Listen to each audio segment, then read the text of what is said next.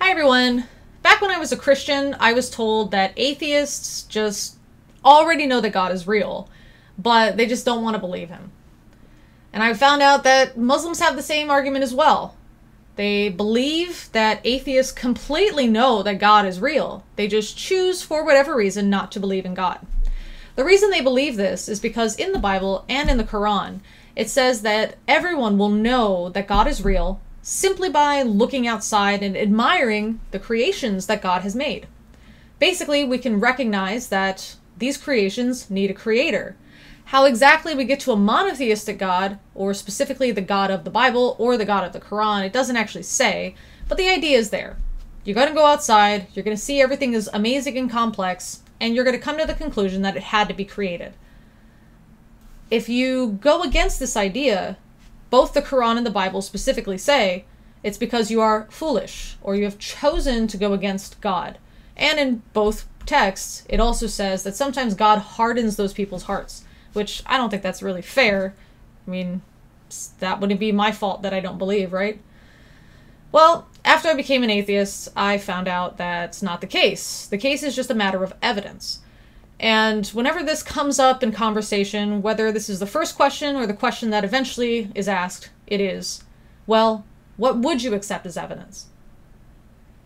And that's one of the problems that theists have speaking to atheists. They have a lot of evidence, it's just we won't accept it. We just write it off. And in fact, a lot of times in the comment section, you can see people saying, I do have evidence, but every time that I present it, atheists just write it off, so I'm not going to waste my time typing it out. So with this mini-series, I wanted to talk about the different kinds of evidence that's presented by theists, in this case, Muslims and Christians, and why it doesn't actually work as evidence. The first one I want to start with is personal experience, which is rather personal to me. And that's because that's what I really held on to. That is what prevented me from leaving the idea of religion or spirituality, whatever you want to call it. It prevented me from leaving that for a long time. You see, I had personal experience, not just one, several. I had so many personal experiences that I told people I don't believe God is real, I know God is real. I would tell people things like, I understand if it's hard to understand the Bible because, there's a lot of pretty fantastic claims there. But, even me, I wouldn't believe it if I didn't have these personal experiences. So I totally get it. But if you just jump in head first, 100% with your faith, then God will give you these personal experiences too, and then you'll totally get what I mean. I was so set on this belief that I actually wanted to enter the ministry field. So I started studying my Bible. And right away I noticed some things that were pretty alarming. Stuff like scientific inaccuracies or internal inconsistencies, for example. So, of course, the first thing I did as a good evangelical, Pentecostal, fundamentalist, whatever you want to call it, is pray. Prayer is the #1 way to study. And I prayed sincerely for the spirit of understanding. Remember, I totally believed this stuff. I wasn't trying to disprove God or search the Bible for things that were stupid or wrong or things I could make fun of on my little atheist website. I was reading this because I believed it and I wanted to teach other people about it and why they should believe it too. And even with that mindset, I was immediately met with all kinds of problems. So my prayer was incredibly sincere. And I begged God to help me out. I was so confused and I just needed the spirit of understanding. When that didn't come, I prayed and I fasted. And still didn't come. So I began studying some other stuff. Things about maybe this meant another thing, or what's another translation of this? Is there a cultural thing that I'm misunderstanding? So I tried to understand the culture at the time. When that didn't work, I contacted rabbis with questions, and I contacted priests, and I contacted pastors with questions, just hoping that somebody would have some kind of answers for me. And sometimes the answers made sense, and sometimes they seemed like mental gymnastics. So I checked into other stuff online, which I later found out is called apologetics. I had no idea what it meant. When people called me a Christian apologist, I had no idea what that meant. And sometimes it made some kind of sense, and sometimes it didn't. And I had to conclude, eventually, after ending with Revelations, I don't think that I can believe this, but I definitely know there's a God and like spirits and stuff because I've had personal experience.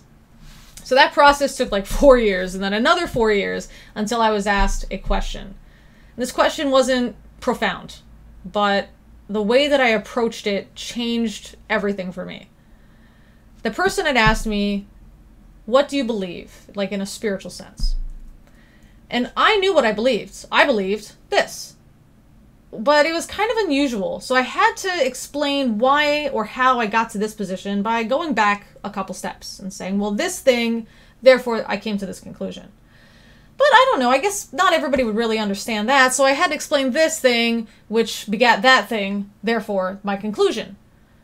Well, that also kind of needed to be explained, and so it just kind of kept going back until it came down to my personal experience as the root of what I believed or why I believed. And then I thought to myself, well, I don't know if this person is religious, if they're spiritual, if they're questioning, if they're atheist, whatever. So I need to explain how I know that those spiritual experiences are evidence of the spiritual world.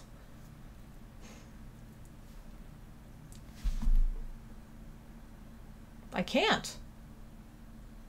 I had to come to the conclusion that the only reason that I believe those personal experiences of mine were spiritual in nature is because I already assumed the spiritual world existed. If I took that away, the event itself in no way was spiritual. It wasn't even so unusual. In fact, I was suddenly filled with all of these ways that I could answer or explain what happened.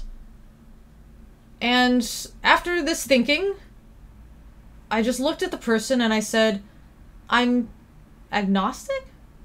I didn't know at the time that I meant to say I'm atheist, but that's basically what happened. And I was so shocked. Here I was ready to get into this deep spiritual conversation and talk about, the spiritual realm and all these different religions and all of that, happy stuff. And I lost all of it at that moment. The problem with personal experiences is that they're personal. They're subjective. So in order to show that they are actually the case, we need to be outside of ourselves, outside of that subjectivity. And this, of course, doesn't just apply to religion. This can apply to a lot of things. It can apply to alternative medicine. It can apply to taking workout supplements. It can apply to all sorts of things. We need to ask ourselves, is the way that I feel is valid and true. My feelings exist. But is what caused my feelings accurate? Is it something that I can show to be a true thing? A really good sort of common example of this would be when my friend messages me every so often with screenshots of a text argument that she had with other friend. And she explains to me, listen, this is how I reacted. Do you think my reaction is justified? I feel like this person was condescending to me. I feel this person was rude. I feel this person was attacking me. However, I'm not sure if my feelings are necessarily accurate. Now, for those of you that aren't familiar with this kind of thinking, this happens a lot for people that have depression, anxiety problems, and that sort of thing. I've got them. I totally understand that thinking. Is my feeling based on reality? So for me, something like that is totally normal and everyday to kind of read. So I'll read through it, and sometimes I tell her, yes, I totally agree with you. The way that these are worded is condescending because, everyday speech isn't like this. A normal way or a common way or a benign way to phrase this would be blah, blah, but they phrase it as da-da-da. Therefore, it seems to be a condescending thing.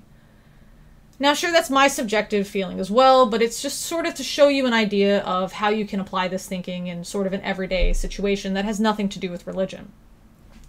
In a way to do that has to do with religion, you want to talk to somebody who's not part of your religion, preferably somebody who's part of no religion. Because that way they're not already coming to you with this assumption that you also share. It's the same thing if you want to talk about, hey, I'm receiving this new kind of alternative treatment. I started homeopathy and I feel like it's working, but I'm not really sure if I just feel like it's working or if it's probably actually doing something. What do you think? Here's what happened and here's my response to it. This is how I feel. What do you feel about it? And of course, you'd ask somebody who is outside of the homeopathy situation, whether they are a skeptic or they've never heard of it or what have you. A good way to sort of pocket this or to present this is to imagine that you're hearing this argument from someone who believes something so radically different from you, and then try to see if you would accept that as evidence. So for this, I'm going to use a belief that is real. People really believe this, but you probably don't, just based on statistics. And that is, there are people who genuinely believe that there are benevolent aliens who communicate telepathically with humans. You probably don't believe that. And that's great. That's the point. So a common one that I've heard is, when I pray, I hear God's voice. And I know the difference between God's voice and my voice. I'm not stupid. Imagine hearing that from someone who genuinely believes that he's being spoken to by benevolent, telepathic aliens. If you hear him say, look, I know this sounds silly, but I genuinely believe this, and I know the difference between my own voice and the alien's voice. So I know the difference. Would you accept that as evidence? Probably not. In fact, you probably have a bunch of explanations for that. Look, I'm not saying you're crazy, but maybe you were just really tired that one time.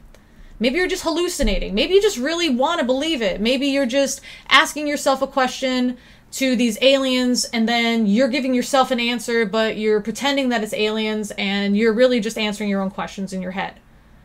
How would those not apply to you as a religious person? So hopefully you can use that guy to help you out. That hypothetical guy, which exists, by the way. If you guys have any questions, or if you are an atheist and have a piece of evidence that's presented to you that you would like me to talk about, please feel free to post it in the comment section below. If you are a theist of any kind and you have a piece of evidence you do want to share and you want to know how would an atheist respond to this, or how would you specifically respond to this, Lee, please post that in the comment section below. If you want to watch me on Patreon or whatever, there's a bunch of links in the content or the details section below, different ways to contact me and stuff. But as always, thanks for listening.